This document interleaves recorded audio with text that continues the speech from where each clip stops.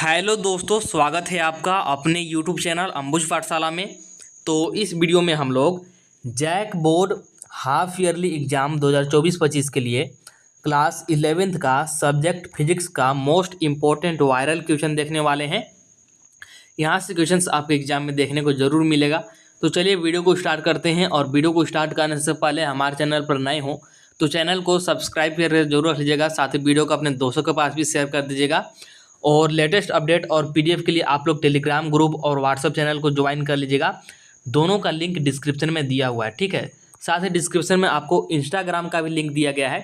तो आपका कोई भी पर्सनल डाउट या फिर इश्यू हो तो आप लोग मुझे इंस्टाग्राम पर फॉलो करके डीएम कर सकते हैं, आपको रिप्लाई मिल जाएगा। तो चलिए स्टार्ट करते हैं। एक बार फिर से बता देता हूँ, क्लास 11th फिजिक्स का है। ऑलरेडी मैंने 12th क्लास का अपलोड कर दिया है, यहाँ पर ये 11th क्लास का है। तो चलिए स्टार्ट करते हैं और एक एक करके हम लोग यहाँ पर देख लेते हैं। तो पहला नंबर वाला क्वेश्चन देखिएगा। और यहाँ पर जितने भी क्वेश्चन है आज के वीडियो में सारे इंपॉर्टेंट है, क्योंकि ये थ्योरी टाइप के क्वेश्चन है जो कि डायरेक्टली आपके एग्जाम में देखने को मिल जाएगा।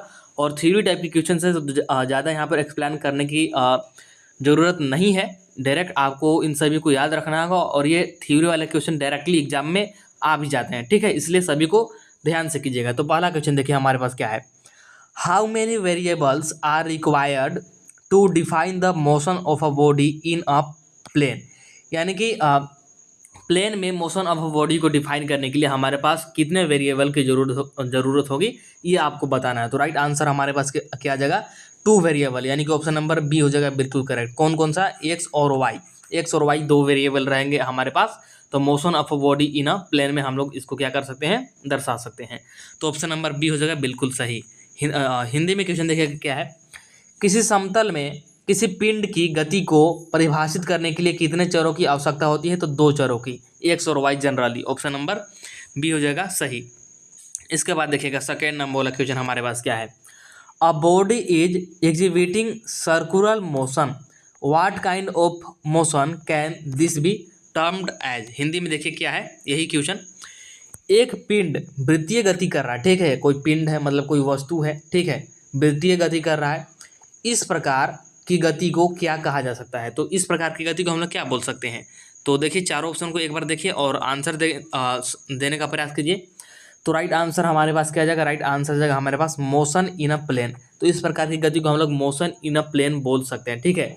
मतलब कि अगर कोई बॉडी है ये एग्जिबिटिंग कर रहा है सर्कुलर मोशन में, तो हम लोग इस मोशन को क्या बोल सकते हैं, मोशन इन अ प्लेन बोल सकते हैं। यानी कि ऑप्शन नंबर बी हो जाएगा बिल्कुल करेक्ट, यानी कि समतल में गति। इसके बाद थर्ड नंबर वाला क्वेश्चन देखिएगा क्या है कि which of the following is not an example of motion in a plane. तो यहाँ पर 4 ऑप्शन दिए गए हैं, तो इनमें से एक ऑप्शन आपको चूज करना है जो कि एग्जाम्पल नहीं है किसका, तो मोशन इन अ प्लेन, ठीक है। तो प्लेन में मोशन नहीं मतलब कि 3D में मोशन होगा इस प्रकार का, या फिर कुछ और होगा, लेकिन प्लेन में नहीं होगा। प्लेन का मतलब क्या है, प्लेन का मतलब होता है 2D, ऐसा आप लोग समझिए। प्लेन का मतलब होता है 2D, ठीक है। तो ऐसा भी आप लोग समझ सकते हैं। तो चारों ऑप्शन के एक बार देखिए और बताइए कि कौन सा एग्जाम्पल नहीं है मोशन इन अ प्लेन का। तो राइट आंसर हमारे पास क्या आ जाएगा कि a rocket moving into space. यानी कि अगर कोई रॉकेट है स्पेस में मूविंग कर रहा है, तो ये एक्चुअली में क्या कर रहा है, एक्चुअली ये 3D में मूविंग कर रहा है, ठीक है। ये 3 डायमेंशन में मूव कर रहा है, इसलिए आपका ये मोशन इन अ प्लेन का एग्जाम्पल नहीं है। तो ऑप्शन नंबर सी हो जाएगा बिल्कुल करेक्ट, ठीक है। इसके लिए 3 वेरिएबल की हमको जरूरत पड़ेगा। तो ये आपका मोशन इन अ प्लेन नहीं है बल्कि मोशन इन अ 3D है, ठीक है। इसीलिए आपका ऑप्शन नंबर सी हो जाएगा बिल्कुल करेक्ट। हिंदी में यही क्वेश्चन है। निम्नलिखित में से कौन सा उदाहरण समतल में गति का नहीं है, तो अंतरिक्ष में जा रहा रॉकेट या फिर अंतरिक्ष में गति कर रहा रॉकेट, ठीक है। ऑप्शन नंबर सी हो जाएगा। इसके बाद फोर्थ नंबर वाला क्वेश्चन देखिए हमारे पास क्या है।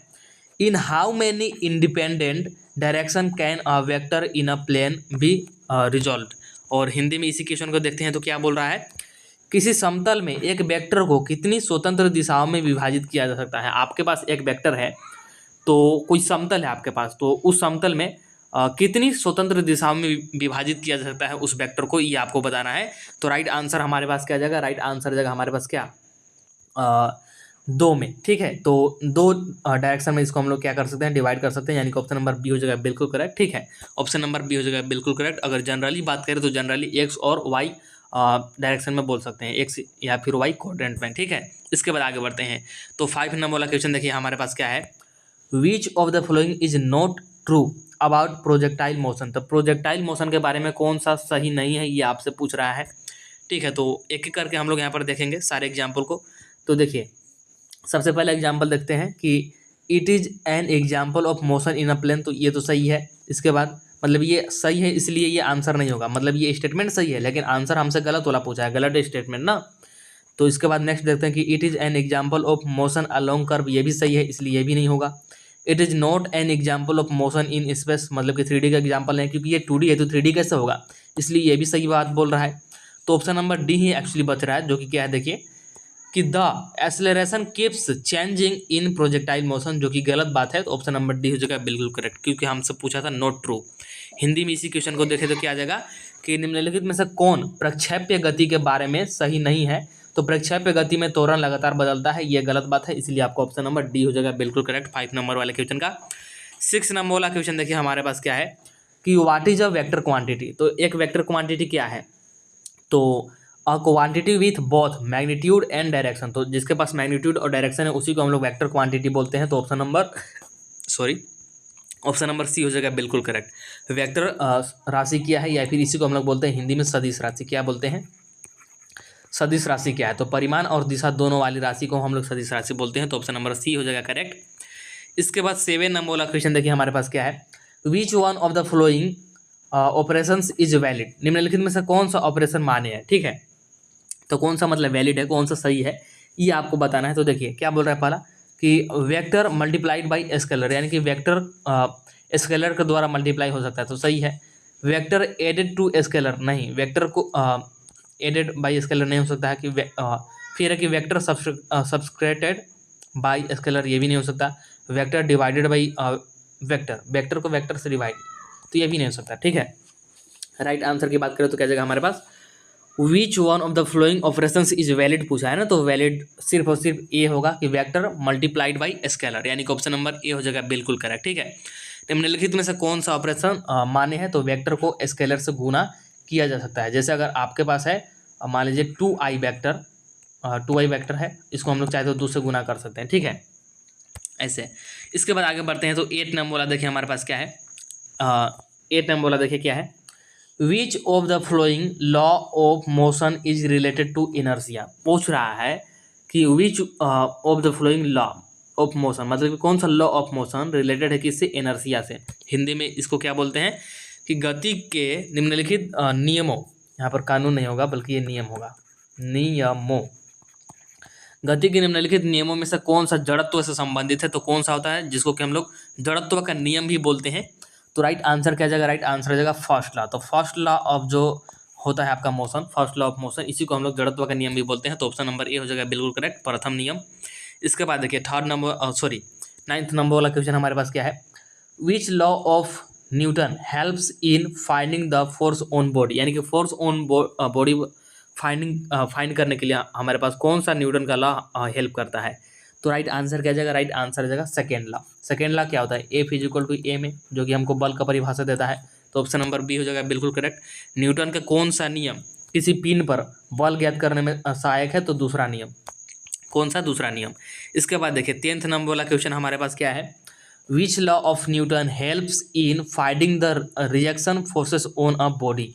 तो न्यूटन का एक मिनट, सेम क्वेश्चन से क्या, न्यूटन का कौन सा नियम किसी पिंड पर प्रतिक्रिया बलों को ज्ञात करने में सहायक है। तो राइट आंसर क्या जाएगा, राइट आंसर जाएगा हमारे पास सेम नहीं है बल्कि ये दूसरा है। तो राइट आंसर जाएगा थर्ड लॉ। कौन सा third law, which law of Newton helps in finding the reaction forces पूछ रहा है ना, जो एक्शन के बाद रिएक्शन वाला फोर्स ना ऑन अ बॉडी। तो राइट आंसर जाएगा कौन सा, थर्ड लॉ। तो आगे बढ़ते हैं 11 नंबर वाला क्वेश्चन देखिए हमारे पास क्या है, the second law of motion in mathematical form can be written as. तो अभी तुरंत मैंने आपको बताया था, जो न्यूटन का द्वितीय नियम है, जो न्यूटन की गति का द्वितीय नियम है, उसको हम लोग मैथमेटिकल फॉर्म में कैसे लिख सकते हैं। तो यही होता है आपका एफ इज इक्वल टू ए में, यही होता है सेकेंड लॉ। सेकेंड लॉ का ये क्या है, यही आपका मैथमेटिकल फॉर्म है। ठीक है, सेकेंड लॉ का ये मैथमेटिकल फॉर्म है, और सेकेंड लॉ से ही हमको क्या मिलता है, बल का परिभाषा मिलता है। तो ध्यान रखिएगा, कभी कभी ये भी मतलब क्वेश्चन में पूछ लेता है कि बल का परिभाषा हमको कौन से लॉ से मिलता है, तो सेकेंड लॉ से। तो ऑप्शन नंबर बी हो जाएगा बिल्कुल करेक्ट। और हिंदी में सेम वही है, गति का दूसरा नियम गणितीय रूप में इस प्रकार लिखा जा सकता है। तो F is equal to M A, यानी कि ऑप्शन नंबर बी हो जाएगा करेक्ट। इसके बाद 12 नंबर वाला क्वेश्चन देखिए हमारे पास क्या है।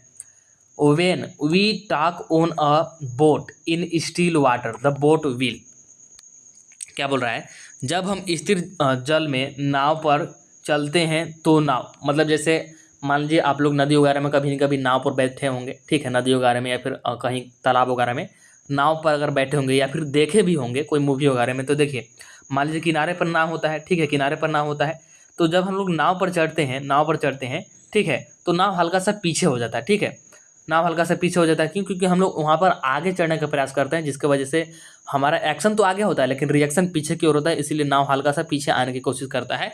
तो यही है। तो राइट आंसर की बात करें तो क्या जाएगा, राइट आंसर हमारे पास क्या जाएगा, राइट आंसर आ जाएगा कि मूव बैकवर्ड। क्या होता है, मूव बैकवर्ड हो जाता है, यानी कि पीछे की ओर क्या हो जाता है, घिसकने का प्रयास करता है या फिर घिसक जाता है।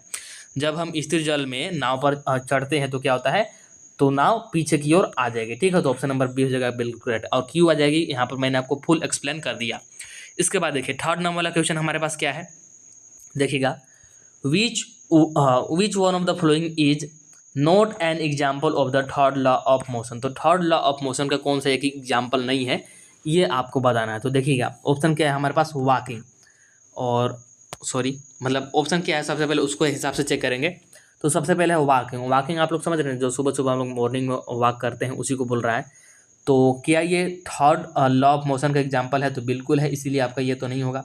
फिर सीकिंग, तो इसको अभी छोड़ देते हैं, ये मतलब थर्ड लॉ का नहीं है। इसके बाद वॉकिंग ऑन अ बोट, ये भी है, साइकिलिंग ये भी है। तो ऑप्शन नंबर बी हो जाएगा करेक्ट। क्या बोल रहा था कि विच one of the following is not an example of third law. तो थर्ड लॉ का एग्जाम्पल कौन नहीं है, तो सीकिंग। बाकी आपका वॉकिंग हो गया, वॉकिंग ऑन अ बोट हो गया, साइकिलिंग हो गया, ये सभी थर्ड लॉ के एग्जाम्पल है। मतलब कि कोई ना कोई यहाँ पर एक्शन करेंगे तो उसके बदले में यहाँ पर रिएक्शन आपको देखने को मिलेगा, ठीक है।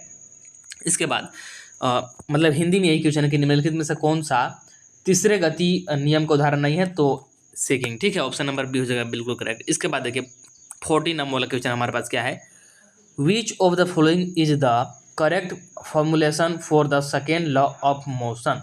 तो सेकेंड लॉ ऑफ मोशन के लिए करेक्ट फॉर्मुलेशन पूछ रहा है।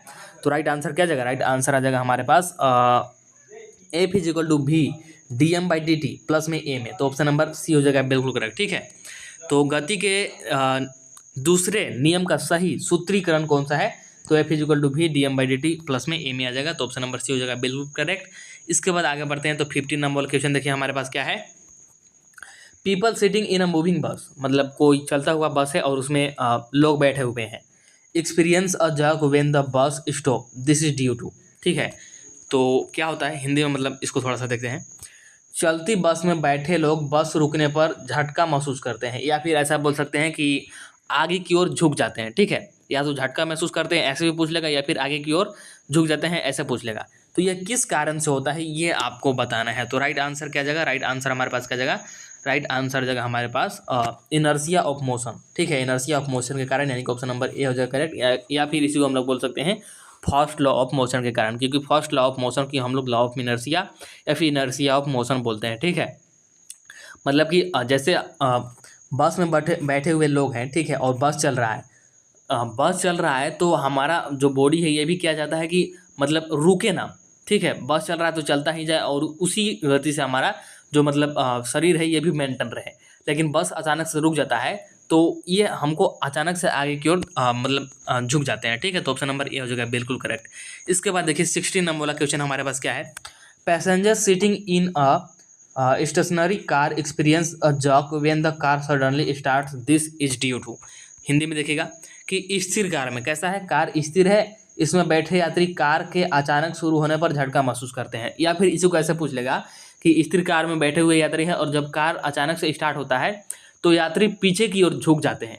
या तो ऐसा पूछ लेगा कि पीछे की ओर झुक जाते हैं, या फिर ये पूछ लेगा कि झटका महसूस करते हैं। तो ऐसा क्यों, क्योंकि देखिए कार भी रुका हुआ है और हम लोग उसमें बैठेंगे तो चाहेंगे कि जो हमारा बॉडी है ये भी स्थिर में रहे, लेकिन कार तो अचानक गति में आ गया जब स्टार्ट हुआ तो, लेकिन हमारा बॉडी अभी भी क्या चाहता है कि हमारा बॉडी अभी भी स्थिर रहे। इसलिए ये क्या होता है कि हमारा बॉडी स्थिर रहता है और कार थोड़ा सा आगे चल जाता है, इसलिए हम लोग पीछे की ओर झुक जाता है। तो मेन रीजन ये होता है। समझ में आपको आ गया हो तो राइट आंसर क्या जाएगा, विश्राम का जड़त्व, ठीक है, विश्राम का जड़त्व, यानी कि ऑप्शन नंबर बी हो जाएगा बिल्कुल करेक्ट, ठीक है।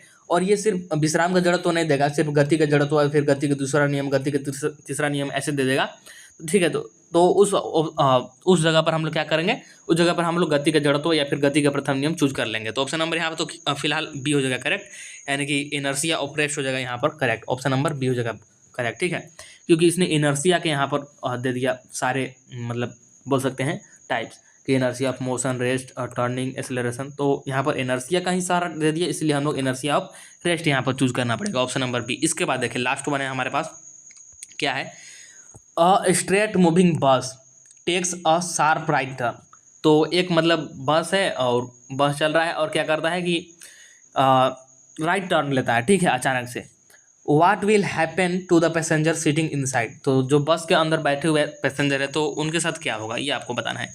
एक सीधी चलती हुई बस तीव्र दाहिनी ओर मुड़ती है, बस के अंदर बैठे यात्रियों का क्या होगा, मतलब उन पर क्या असर पड़ेगा, एक्चुअली ये पूछना चाहता है। तो राइट आंसर क्या जगह हमारे पास, राइट आंसर जगह वे बाईं ओर झुकेंगे। किधर झुकेंगे, बाईं ओर, क्योंकि यहाँ पर जो बस है ये दाहिनी ओर यहाँ पर मुड़ी, इसीलिए बैलेंस करने के लिए हमारा जो बॉडी है ये दाईं ओर झुकेगा। ठीक है, तो ऑप्शन नंबर बी हो जाएगा बिल्कुल करेक्ट, ऑप्शन नंबर बी हो जाएगा बिल्कुल करेक्ट, दे विल टिल्ड लेफ्टवर्ड्स। ठीक है, तो ऑप्शन नंबर बी हो जाएगा बिल्कुल करेक्ट।